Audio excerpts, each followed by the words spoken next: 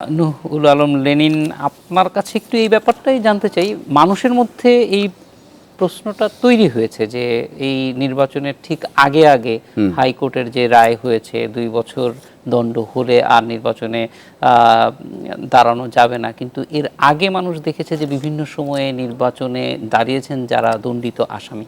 এই ব্যাপারটা মানে যেহেতু হাইকোর্টের রায় গতকালকেই এসেছে, সেটা অবশ্যই এখন সবাইকে মেনে চলতে হবে, কিন্তু সাধারণ মানুষের ভিতরে একটা কনফিউশন তৈরি হয়েছে। বেগম খালেদা জিয়া বা দণ্ডপ্রাপ্ত যারাই হচ্ছেন তারা কেউই এখন আর কোনো সুযোগ তাদের নেই নির্বাচনে অংশগ্রহণ করার, according to the constitution and law of the land. 1 2 নম্বর, সুকুমার বড়ুয়া এখানে বলেছেন যে বেগম খালেদা জিয়া 3 বারের প্রধানমন্ত্রী, এত বড় একটা দলের নেত্রী, তাকে এইভাবে নির্বাচনে অংশগ্রহণ করতে না দেওয়া ইত্যাদি, এগুলো সরকারের কূটকৌশল। সরকার, উনি একজন অধ্যাপক, বিশ্ববিদ্যালয়ের অধ্যাপক, সরকার, বিচার বিভাগ, নির্বাচন কমিশন, এই সবগুলি হচ্ছে কিন্তু পৃথক পৃথক স্বাধীন সংস্থা। সরকার নির্ধারণ করে নাই যে উনি নির্বাচনে অংশগ্রহণ করতে পারবেন কি পারবেন না। সরকারের ক্ষমতাও নাই।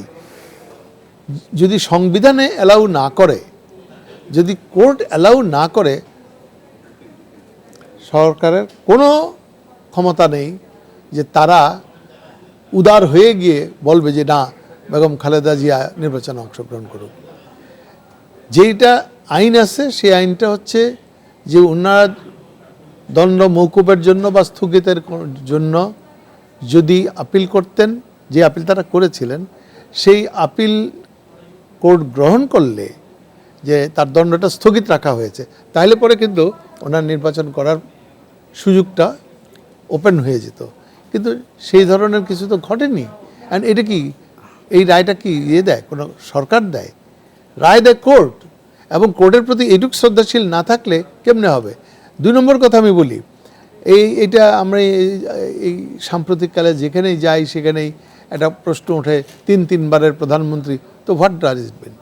3 বারের হোক আর 10 বারের হোক, হ্যাঁ, আমাদের সংবিধান অনুযায়ী প্রত্যেক নাগরিকের সমান অধিকার, হ্যাঁ, আইনের দৃষ্টিতে প্রত্যেকেই সমান।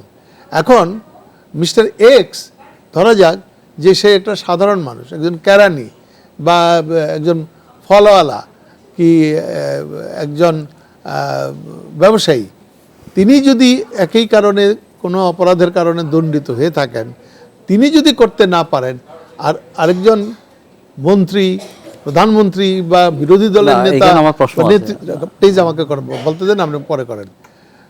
এইটা যদি হয়, হ্যাঁ, দুজনের জন্য কি দুটো আইন হবে? কোনো দেশে কি তা হয়? কাজে আইনের দৃষ্টিতে যদি সবাইকে আমি সমান বলি, তাহলে এখানে বেগম খালেদা জিয়ার প্রতি কোনো বৈরী দৃষ্টিভঙ্গি থেকে কোর্ট এটা করেছে, এটা ভাববার কোনো অবকাশ নেই। এটা করেছে সংবিধান অনুযায়ী, এবং তার প্রতি আমাদের শ্রদ্ধাশীল থাকতে হবে।